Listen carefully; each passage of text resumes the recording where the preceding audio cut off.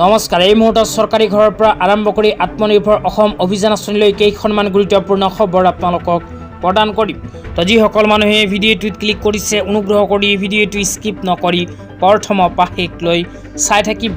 লগতে মোৰ চেনেলত নতুন হ'লে প্লিজ চেনেলটো ছাবস্ক্ৰাইব কৰি মোৰ লগত থাকিব, কিয়নো যিসকল মানুহে এতিয়ালৈকে চৰকাৰী ঘৰ পোৱা নাই সেইসকল মানুহৰ বাবে আহি গ'ল ভাল খবৰ।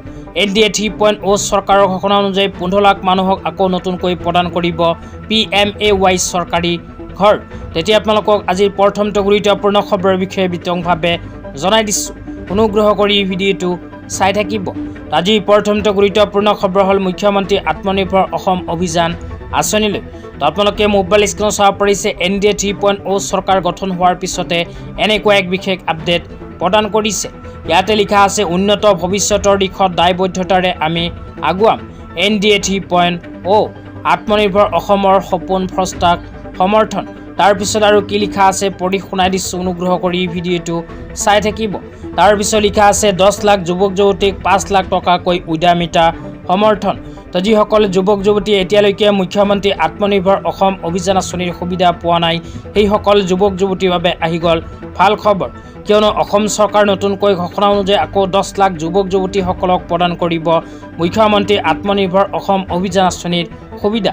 এইখন আঁচনিৰ জৰিয়তে 10 লাখ যুৱক যুৱতীসকলে আকৌ 5 লাখকৈ টকাৰ আৰ্থিক সাহায্য লাভ কৰিব। তো যিসকলে আগতীয়াকৈ আবেদন কৰিছিল সেইসকলে ইতিমধ্যে এইখন আঁচনিৰ টকা লাভ কৰিছে।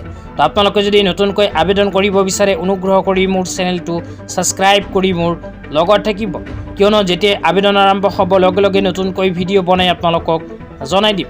তেতিয়া আপোনালোকক দিব ওলাইছোঁ আজি দ্বিতীয়টো খুবেই গুৰুত্বপূৰ্ণ খবৰ। আজি দ্বিতীয়টো গুৰুত্বপূৰ্ণ খবৰ হ'ল চৰকাৰী ঘৰলৈ। তো চৰকাৰী ঘৰলৈ এক বিশেষ আপডেট ইতিমধ্যে আমাৰ হাতত আহি পৰিছে। কি আপডেট আহিছে আপোনালোকক বিতংভাৱে জনাই দিছোঁ, অনুগ্ৰহ কৰি চাই থাকিব। আপোনালোকে মোবাইল স্ক্ৰীনত চাব পাৰিছে অসম চৰকাৰৰ ফালৰ পৰা শেহতীয়াকৈ এনেকুৱা এক বিশেষ আপডেট প্ৰদান কৰিছে। ইয়াতে লিখা আছে অসমত 22 লাখ পকী ঘৰ নিৰ্মাণ সম্পন্ন। তো ইতিমধ্যে অসমত সম্পূৰ্ণ হ'ল 22 লাখ প্লাছ পকী ঘৰ নিৰ্মাণ।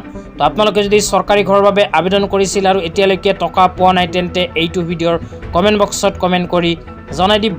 তাৰপিছত লিখা আছে ভাৰতৰ মাননীয় প্ৰধানমন্ত্ৰী শ্ৰী নৰেন্দ্ৰ মোদী ডাঙৰীয়াৰ সকলোৰে বাবে গৃহৰ সপোন দিঠকত পৰিণত কৰাৰ বাবে পঞ্চায়ত আৰু গ্ৰাম উন্নয়ন বিভাগ অসমে বিভিন্ন পদক্ষেপ গ্ৰহণ কৰি আহিছে।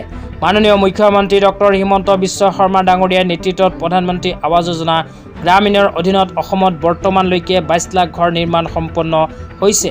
এই অভূতপূৰ্ব সফলতাৰ বাবে মাননীয় প্ৰধানমন্ত্ৰী শ্ৰী নৰেন্দ্ৰ মোদী ডাঙৰীয়া আৰু মাননীয় মুখ্যমন্ত্ৰী ডক্টৰ হিমন্ত বিশ্ব শৰ্মা ডাঙৰীয়াক বিশেষভাৱে কৃতজ্ঞতা জ্ঞাপনৰ লগতে গৃহ নিৰ্মাণ আয়োজিত হৈ থকা প্ৰতিগৰাকী বিভাগীয় বিষয়া কৰ্মচাৰী নিৰলস প্ৰচেষ্টাৰ শলাগ লৈছোঁ। তো আপোনালোকে যদি চৰকাৰী ঘৰৰ টকা এতিয়ালৈকে পোৱা নাই তেন্তে অতি সোনকালে লাভ কৰিব।